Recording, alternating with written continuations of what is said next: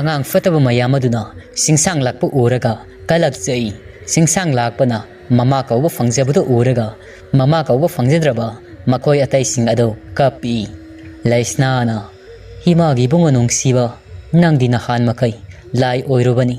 adubu ngasi korong nongdagi taibong sinjak saraba matam asida nawa angang nahaksi miyoiba haibadu oiro aduna chahi samangani palpunsituna ingna sikna lairo thawai li fari mireli thuri he khoidong sansen bana hakti langbana sansan ngangbadi laima lokta yahipani loki lokta sakta bani kongoi thauri langbu thuragi he khoidong sansen ba langbu thauri tatfadi asi hairaga sak sakhum taruk adu laisnana singsang lakpudu inbi lemlai ngaram taret adu suyawi sagluk mapal aduda athengba ahinga aduda laisna adu angaubi wakal sorabi amagum masagi maina ngaurabi singsang lakpa fangjabada magi taibong pan adu pungon on kri singsang lakpa tarasa umbaloiri singsang lakpana ima tarasak sarabanina nasabu imana tumba sumbiyo laisnana kaidawbugi sumloi imana isabu charai namdapu nahong saduna tha thabung tondagi haibong sarong ama imana nigadabani singsang lakpana ima se namda pobiyo adudi laisna masani pa singsang lakpa ado namda pokhatkri phattaba angang ado mangol masadu de lepi wapal da thokliba thidarakpa thajigi maset thabal adu yengna masabu nauthemi laisnana haibu sokle saisakli haibu themle hai themli tha thabung ton nasa morambi pobi sanam nambigi haibong sarong amatta thadabi u thabung ton namda poriba singsang lakpa adudi mamit ani ado sejena usankri mama saklabi laisnana sakliba nauksum isai adu taraga adumak tumthakri angang atune hek tumthaki baga laisna ado imungda sanga i sargi porol adu lon masa singsang lakpa ado nahongdagi tharab matung fam adu da tumhankri angang ado ningai duna tungkri angang adu gi saktam adu yamna nuksina uribani laisna gi mamitadi angang adu gi maithong adu yengjai laisna na ipari nawa saudaba sauba sare pharo isana sauba sare pharaga imagi ngaklau oiraro imagi ti isa khaktani kana leite taibang pansida laisna asi hairam laga masagi manakta tumthakri ashomdana kamdauri ahing asimaktada yoi miyayado tumthaba yaramdi laisna gi khanbada molanga duda yeta amuk sep oida amuk sep tawduna lairi laisna nangna aibu soidana warabramani ko aishu khangi numituda ai nangonda saikhiba ngangkiba mayamado ai bab oirodri ai nangi awaba khangdaba natiko laisna aishu khangi uri aduba matangna yadri aina phongna nangi misang sangbadi imagi honglakliba khongthang yengakliba mityeng asigi warolsi ai loina makhangi makhogi mayokta aina phongna leprabadi aina fangi khaliba thabak asi pangba ngamlaroi adugini aina nangbu lawba laktriba ai nangbu soiduna lawba lakani ye laisna aina nangbu khak mirai khiba laiteko warabaswana matam kharamadi nang awabadu khangamuko aina imung asigi mayokta phongna leptrabasu lona di leplibani ai nufa thoktabagi lona lepadi natti makoiba asawa pusigi paramadi tambigi haiduna lepani nangi damak ai lairiko laisna ashum wakhalda khalladuna yoi miyayado tumthaba yadana ahinga aduda laisna kaina maisakna leli laisna bu lapna khraba matamasida mahakpu nungsiba asum henjela i amamba ahinga dusu loikri laisna ado nong hek ngan baga masa ado tum ningai sida imungi kupnom ado sunaba hotnari kadom dagino khangaudi mangol seng khap ningai sida Esingchaobi ado masagi mamangda leplari Esingchaobina adumna magi mamangda leplaragani haibadi mahakti chungtha thajarudabani seng khaplambaga chap lepri laisna ima Esingchaobi laisna ima gi biema laisna sahi kayagi mamangdagi nasa ingonda kaithel karugi ngantana halakani hairamba ngasita halakpa haunabrani ima Esingchaobi gi mamayado ngaksanga pirangna pungchot masagi wahang aduda pakhom piba ngamjadi kari khungadabanu khanbada Esingchaobi thinglabsu thingna isagi nakta ima halakli aimuk wakal thenbi leiramdri isagi mafamda ai yamna lali lemhoriba punsigi saruksi tawzaruba iralgi mai fanglagi isana piba seirak ado ima yajari soikraba punsigi khongthang amagi loiba nairaba maisak adugi mairi puduna sakliba mairi si muthaluragi khan isagi nakta ima laklabani laisna ima lali nangi nakhong payo hairabasu pairagi sumang masadugi masi aduda leplambadagi mangol tamna kakhalai aduga masagi makong adu paiduna Esingchaobi adu hekna kapi laisna ima tohoidi nasagi khong asida paibi ganu ima Esingchaobi ima bu isana ngakpidri fawudi ima di sagi khong asi thadok laroigi laisna ima adumna khak tawbi ganu fati haibani nasa ingonda langjaba oina thoklagani Esingchaobi langjari isa nati nama aina lanba ngaktani laisna si ima nasanani ima bu ngakpirabani miyoibani matungda amuk tawraganu ko ima Esingchaobi isagi ngakpire haiba wahai asina imagi thamoisi pele laisna nangi napa tondo nupi amamuk thikri aibu ngaksam paiduni inthok pirakli isak iral pumnamaksu mangan takhankri imasu kari wakaldagino khongthang lana thanglubasi khanfam khangdre laisna ima pharesi haukrabadi haukri mahau sagum ingna sikna lainaba hotnarasi ma Esingchaobi isagi thamoi pukselasi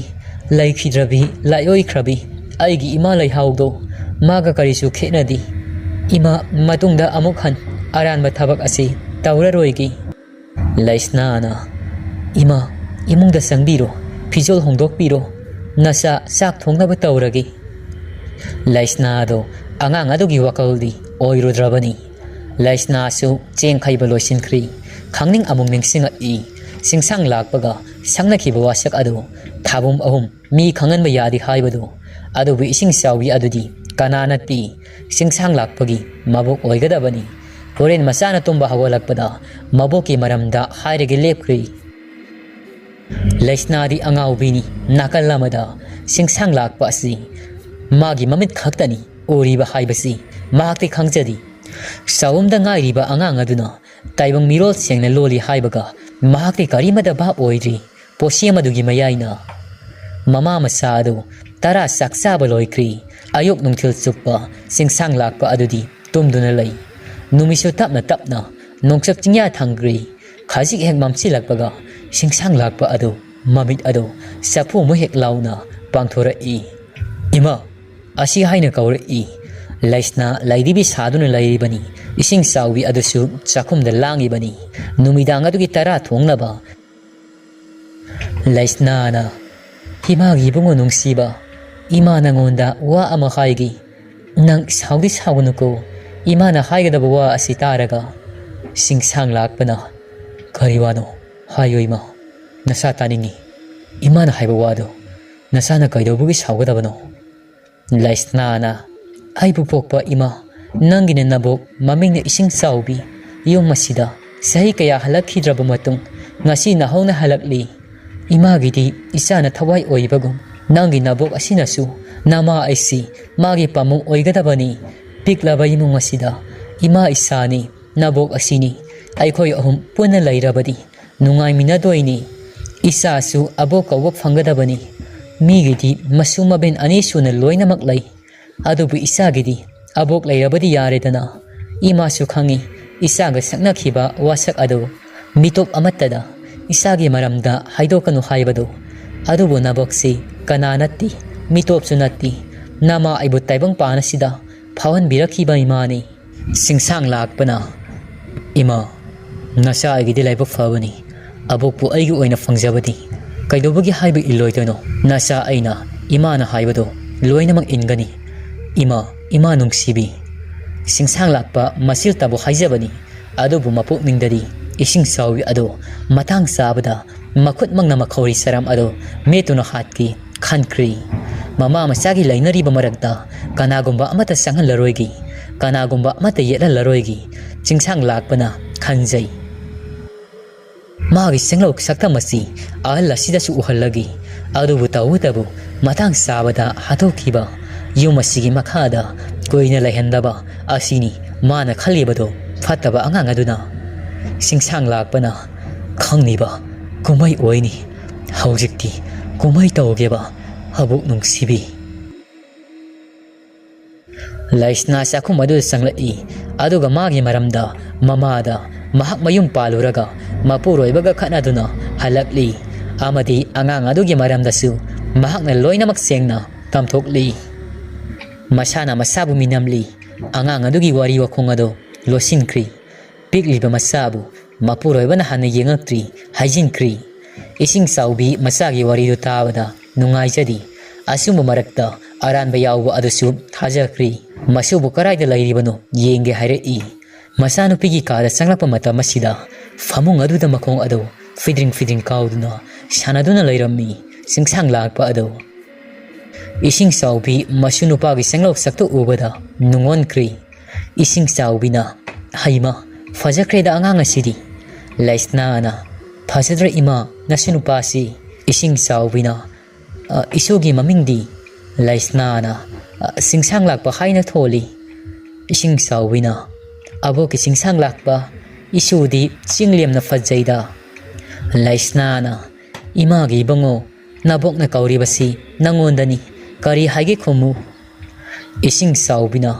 ꯏꯃꯥꯒꯤ ꯏꯕꯦꯝꯃ ꯅꯪꯕꯨ ꯉꯥꯎꯔꯕꯣ ꯆꯥꯛꯎꯝꯕꯗ ꯉꯥꯏꯔꯤꯕ ꯑꯉꯥꯡ ꯑꯁꯤꯅ ꯃꯤꯔꯣꯜ ꯂꯣꯜꯂꯛꯇꯣꯏꯁꯤꯕꯨ ꯅꯪ ꯑꯃ ꯅꯥꯇꯩ ꯆꯥꯗꯦꯍꯦ ꯂꯩꯁꯅꯥꯅ ꯏꯃꯥ ꯅꯪꯅ ꯈꯪꯉꯣꯏꯌꯦ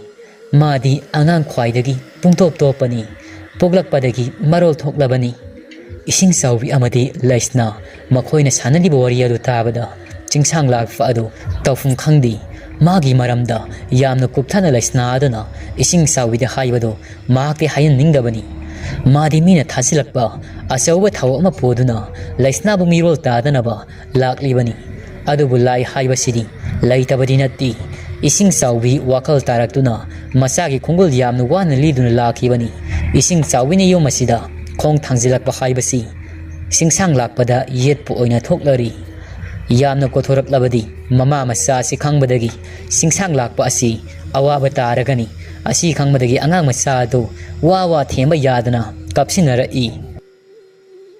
ꯁꯤꯡꯁꯥꯡ ꯂꯥꯛꯄ ꯑꯗꯨ ꯀꯞꯂꯛꯄꯗꯒꯤ ꯑꯅꯤ ꯑꯗꯨ ꯃꯔꯩ ꯃꯔꯥ ꯇꯧꯔꯝꯕ ꯑꯗꯨ ꯇꯣꯛꯈ꯭ꯔꯤ ꯃꯔꯣꯜ ꯊꯣꯛꯏ ꯊꯣꯛꯇꯦ ꯇꯧꯈꯤꯗ꯭ꯔꯤ ꯍꯪꯉꯥ ꯍꯥꯏꯗꯨꯅ ꯊꯦꯝꯕ ꯌꯥꯗꯅ ꯀꯞꯂꯤꯕ ꯑꯉꯥꯡ ꯑꯗꯨ ꯅꯝꯗ ꯄꯣꯈꯠꯈ꯭ꯔꯤ ꯂꯩꯁꯅꯥꯅ ꯑꯗꯨꯒ ꯃꯆꯥ ꯑꯗꯨ ꯊꯦꯝꯅꯕ ꯃꯪꯒꯣꯜ ꯑꯗꯨꯗ ꯊꯣꯛꯈ꯭ꯔꯤ ꯏꯁꯤꯡꯆꯥꯎꯕꯤꯗꯤ ꯆꯥꯛꯈꯨꯝ ꯑꯗꯨꯗ ꯆꯥꯛ ꯊꯣꯡꯅ ꯋꯥꯈꯜ ꯀꯌꯥ ꯑꯃꯁꯨ ꯈꯟꯖꯩ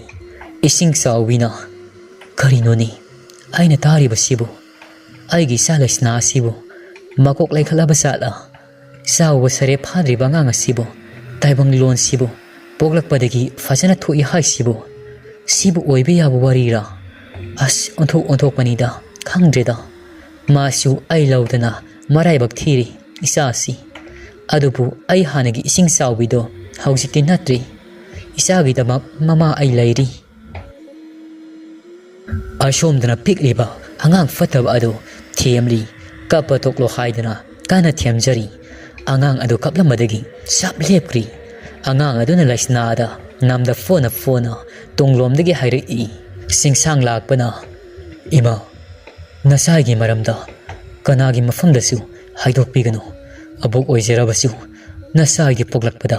ꯈ꯭ꯋꯥꯏꯗꯒꯤ ꯇꯣꯞ ꯇꯣꯞꯄ ꯑꯉꯥꯡ ꯃꯌꯥꯝ ꯃꯔꯛꯇꯒꯤ ꯆꯥꯎꯔꯩ ꯀꯜꯂꯤ ꯂꯣꯟꯁꯨ ꯅꯤꯡꯊꯤꯖꯅ ꯃꯌꯦꯛ ꯁꯦꯡꯅ ꯊꯣꯛꯏ ꯑꯗꯨꯕꯨ ꯏꯃꯥ ꯃꯤꯅꯗꯤ ꯅꯆꯥ ꯑꯩꯕꯨ ꯃꯤ ꯈ꯭ꯋꯥꯏ ꯑꯉꯥꯡꯗꯒꯤ ꯄꯣꯡꯇꯣꯞ ꯇꯣꯞꯄꯤ ꯃꯤꯒ ꯃꯤꯃꯥꯅꯗꯤ ꯍꯥꯏꯅꯈꯤꯅꯤ ꯃꯔꯝ ꯑꯁꯤꯅ ꯏꯃꯥꯅ ꯑꯕꯣꯛ ꯑꯣꯏꯔꯕꯁꯨ ꯅꯆꯥꯒꯤ ꯃꯔꯝꯗ ꯍꯥꯏꯒꯅꯨ ꯑꯩꯅ ꯇꯥꯏꯕꯪ ꯃꯤꯔꯣꯜ ꯉꯥꯡꯕꯁꯤ ima isagi marak khaktang oyagi laisnana isagi apambadu tauraga loiri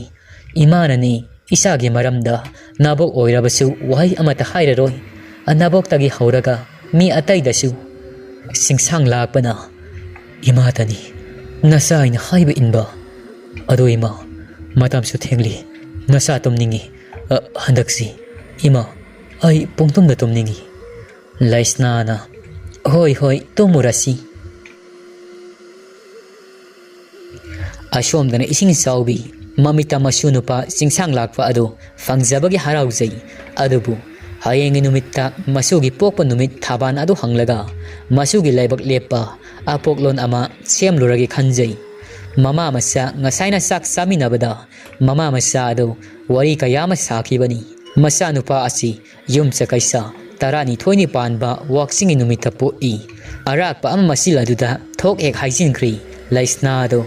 apoklon sulaiti mingso thondi mana thokpa ama thonjin kibani masa nupina tauri basi taibang pan sebat ari adu busum thokta badi yade khanjai sebat na basi masunupa gi tungda yaifana ba khaldaga apoklon ama ihaloragi khanjai hayengi numitta wakal sikhan Esingchaobi ado magi kada tumkri ashomdana laisna ado chingsang lakpaduga ningaidana tummi ahing isik hunba tanglau leina thengsilaklaba ahingi matam sida Esingchaobi amadi laisna aduna tumthakraba matung asida angang phattaba singsang lakpa ado mamit ado chafumuk lauthora I tumlibado famung adudagi kankal ado haidoklaga phatlauna kumthara I aduga khongthang tapna thangduna makhol thokhandana thangaba kare tumliba Esingchaobi gi manak adude leplori kankal ado makhut masa aduna satlauna haidu I aduga thaumai mangala duda Esingchaobi gi maithong aduda yengjai isi sina tumlibado singsang lakpana wa yamna ngangba wahang yamna hangba kanba naram satugi hairobadi nakhori saramado pet launa me khairaga hatpa yarabani adu matam khara madi thambiragi karigoma henjilaklaba ima isagi maride yalaklaba aina nangbu kaidoba ngamgi haibado yengu hingna khak thamloi aduna kankal adu haiduklaga singsang lakpana munne yengninga sida Esingchaobi adu mikap hek thokpa tingli yanglingba matang charuri mamit adu pangboi uiboi mahaki mamangda angang masama lepaga laibagum urai angang masa aduna Esingchaobi aduna madu ukre khangbadagi yumgi yanglen karan chatpa aduda phallauna chongkhatkri yanglin aduda singsang lakpa adu makong ani yantharaga tumina famduna laikri karigomba Esingchaobi asina mabu ukiba thoklabadi magi maramda singnari ngasida hena singnaba haukragani asi khanduna lotuna laikri magi mit aduda haifet ukrabanina senthokibada wakal ama khallagani asi khalladuna yungi yanglen aduda phallauna chongkhatkibani Esingchaobi mamit fajena singa I karino aigi mitta hausikta ukibadubo aigi mitnara wakhalnara ai misokti mit yamna fari angang nupa masa natrani kananoni aibu hawalaga yengusira Esingchaobi ado hawala I yungi ka koding kana laigi haidana yengasira khanjai yungi yanglin aduda tongduna lairiba singsang lakpa adudi ukhiri singsang lakpanadi makhara satliba Esingchaobi ado mayek sengna uri Esingchaobi ado koisa sati amuk magi famanga duda sap lepi hausikpu kharaidigi angang noda tumbana fareda hayengdi thabak su yami aigi metna maseng marang oi uba oirini asi haidana Esingchaobi ado magi famaduda ningaidana tumkri Esingchaobi ne hek tongkibaga singsang lakpa ado yumbi amada jiri jiri yongdongna naptuna kumthara I aduga mahaksu kankal haidoktuna mamana tumliba phamung aduda ningaidana tumkri mathangi numit I tara sangansa Esingchaobi ado apoklon iba sakri mama masani yum aduda lehauri bani apoklon iba satlibani haiba angang phattaba singsang lakpa adudi khanglamdi Esingchaobi apoklon iba haiba lamabam chawbagi nakta khongdoira I Esingchaobi na tada nasa laksari chawbana fida somda lengsilau kari laire Esingchaobi kuireda udaba karam paligi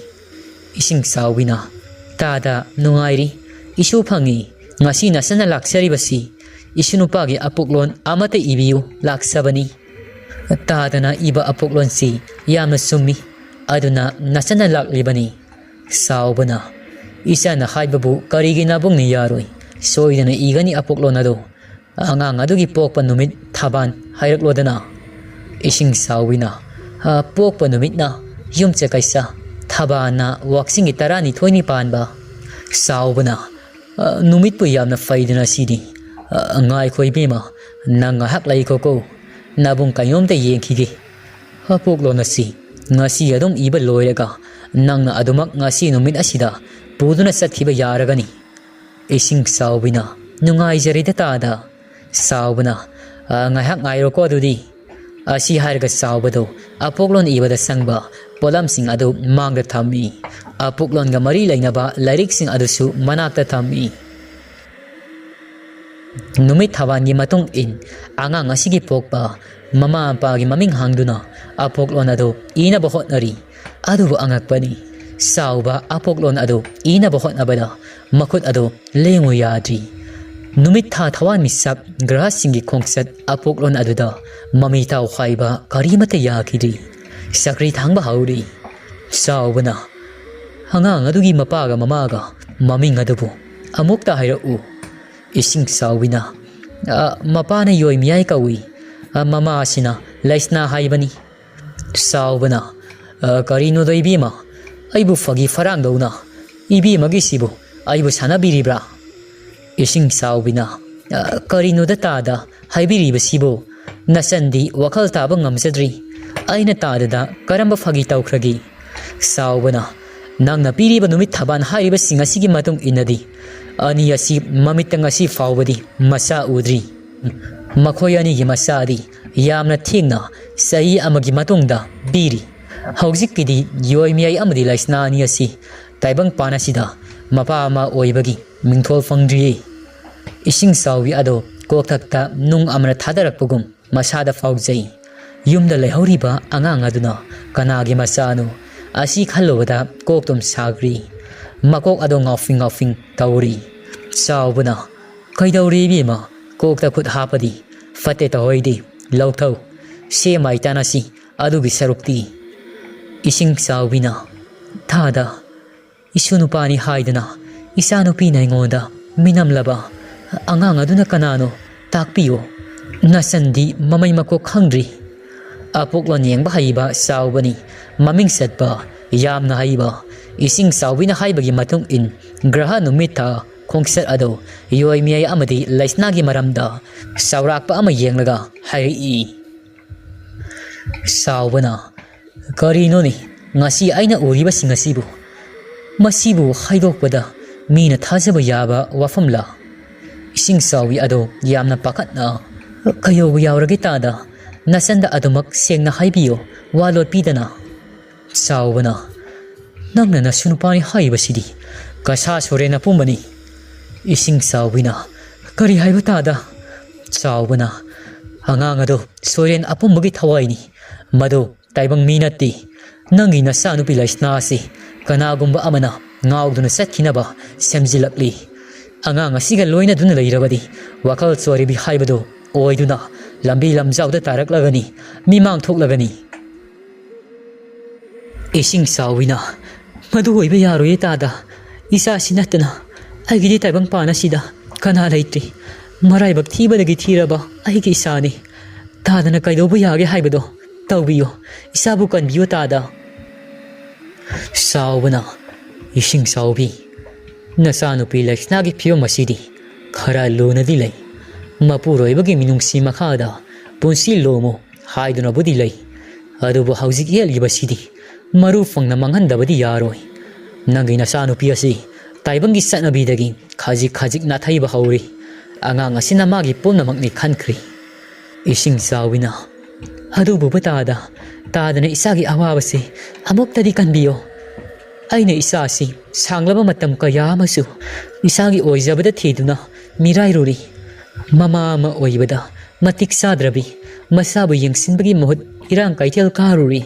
lukmai panduna masagi nungsiba mirairubana isana phibam asi yauna wakhibani tada mama ama oina masabu sena nakolam labadi isana phibam yauram loiko tada minungsi khangdabi aiha khaktani isana wakhal story bi haibadudi aidi ohenningi tada asi hairage Esingchaobi ado hikna kapi Esingchaobi ado ninga magdri mana singnari ba kaya aduga mina khudong saba lawrak liba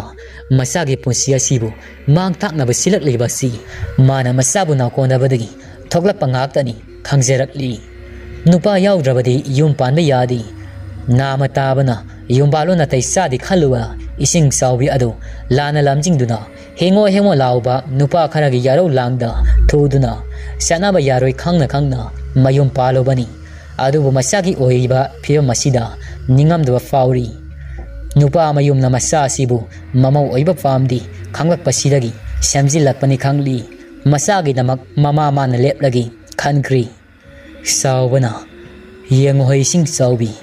aina hinglingai nahaki nasanupi laisnagi damak mateng pangani nangi nama Leihao ado mahakna lairingai aigi iteng kaya amasu pangbirami mado ai haujik fawba kaudri Esingchaobi tadana fani khanbado adumak taubiyo isagi punsi asidangdi tadana kanbiyo saubana ai mai hauduna lai khoiramgi soyen apomba asi tanaba adubu nang masigi maramda khangle hayawadi kanada khangangado numit tare ni leptana aigi asida mahak adu tanaba kana honagi se safu ahing basi lining thau kasila duda lona thupna kana khangjingai ja thamu laisna ju khangan ba yade ko atai di nang tadana taugi Esingchaobi hoitada